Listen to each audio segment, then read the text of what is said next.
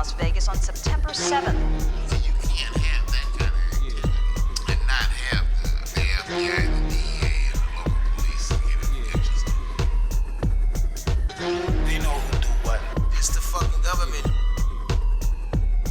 We're being harassed because we come from the ghetto. And they mad that we come from the ghetto and then figured out a way to feed ourselves.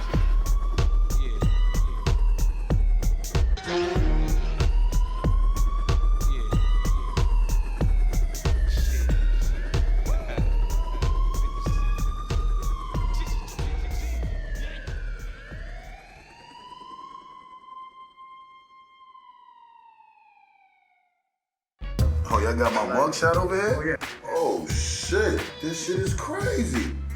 This shit is crazy. This shit is so crazy to me right now, dude. They looking at niggas like we're crime bosses, like we ordering hits, mafia hits and shit like that. For them to even make a book like this and have niggas in here like this, you understand what I'm saying? It's crazy to me, man. It's disrespectful, you know what I'm saying?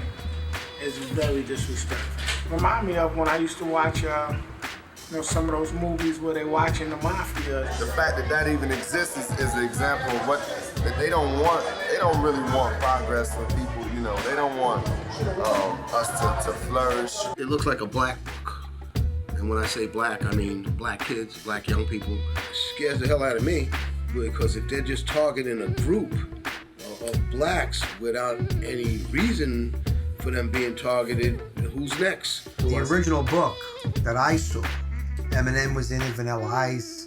There were all forms of gangster rappers in there. And they were white ones, they were Hispanic ones. Anybody that had the potential for violence or anybody that we felt could impact on the violence in our city was placed in there. I'm on some positive shit. I'm trying to elevate some minds, but you want to profile me. I think y'all motherfuckers ain't seen shit yet. They been had books like that, you know what I mean? It's the fucking government, dude. The niggas that you don't see, so, you know, I'm not surprised. It's some bullshit.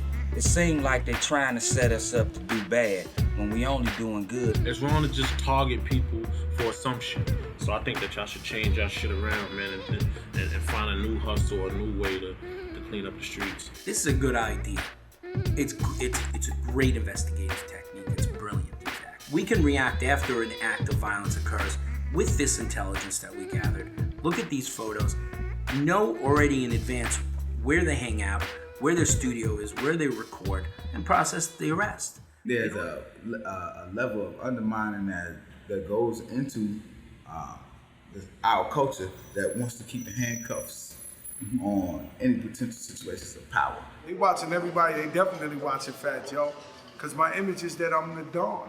In their eyes, we're making all this money, we're flashing it, they see all the big cars and all that, and they want to catch us out there doing something. They really hating and they mad that niggas found a way to do something better with their time and constructive, so they just trying to pull up old shit.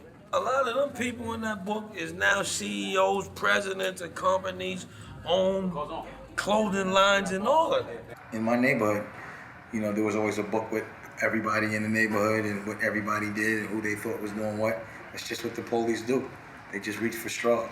But the minute I can't get into a club or get a loan or, my business gets affected by it, then I'm gonna have a problem with it. Until then, they just wasting their time and they clowns about it. These guys are not your normal citizens. They're carrying illegal guns. They're not registering their guns. They need false IDs because that's how they travel. We're not paying attention to what's going on in the South Bronx or in Brooklyn. We're following Fabulous around Midtown Manhattan. That's a waste of our tax dollars. Now rap is having an impact on people in a positive way. Now they trying to bring that down also. They shouldn't follow me. Now I'm Reverend Runner. If they got a whole file on me in the police station, they're wasting their time. For the police department to target an industry because there is a small number in that industry that did something violent, I think that was a cause for alarm, and I believe that some form of civil action should follow how the police department is reacting to it. Seeing that all the individuals in here, or the majority of individuals that are in here are African Americans, doesn't affect me. I mean, I don't look at it like profiling or anything like that. I mean, I've been around long enough to understand, these are the people that are in the business. I've worked on organized crime, and I've had books that are all white, all Italian. This is nothing specific to any particular race. This is the investigation you're working on. Has there been violence in the hip hop community or in the rap community? Yeah, of course there's been, there's been violence, in all sorts of communities. To apply it to one, cultural movement is ridiculous. It shows us how ignorant, and it shows us how frightened people are. They say it get greater later, but it always get worse first. Always. Like, how can you do this? Like, what's the purpose of this? Is an indictment.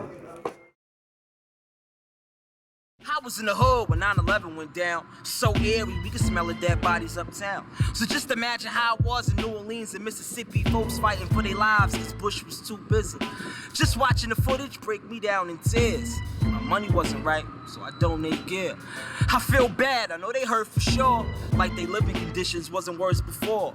No food, no water, what y'all expect them to do? If I was there, shit, I would've been stealing too. Hip-hop profiling is defined as an insidious form of cultural profiling and bigotry.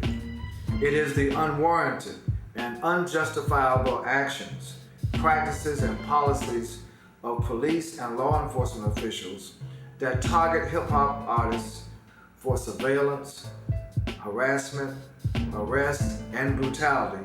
Hip-hop profiling is not right, should not be tolerated. The 500-page police surveillance book was rumored as having been used as a law enforcement information sharing tool that was passed around various police departments, including Pittsburgh, Miami, Denver, and Los Angeles. The book contains a number of different kinds of profile pages. The two most common are the hider profile page and the record label profile page. The hider profile pages usually contain a mugshot, personal information such as a social security number, addresses, along with FBI case numbers, NYSID numbers, and a listing of criminal charges filed. HIDA investigates drug trafficking. Few of those profiled in the book have drug offenses listed on their HIDA profile sheet. The record label profile pages are typically more extensive. They contain home addresses, lists of vehicles registered to the artist, frequented locations, and associates. The book groups artists together by their record labels or crews, which are listed prominently at the top of each page. In the cases of some, there is even more extensive surveillance information.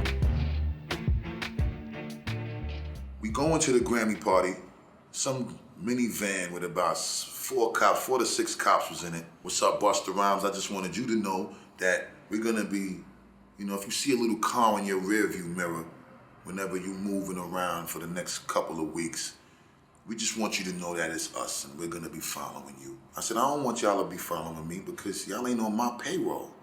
So you ain't really following me to protect me, you following me to investigate me.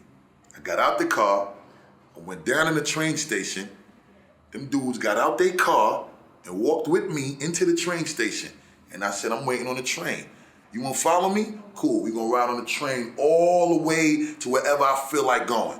And y'all just come follow me then. Today it might be them, tomorrow it might be you.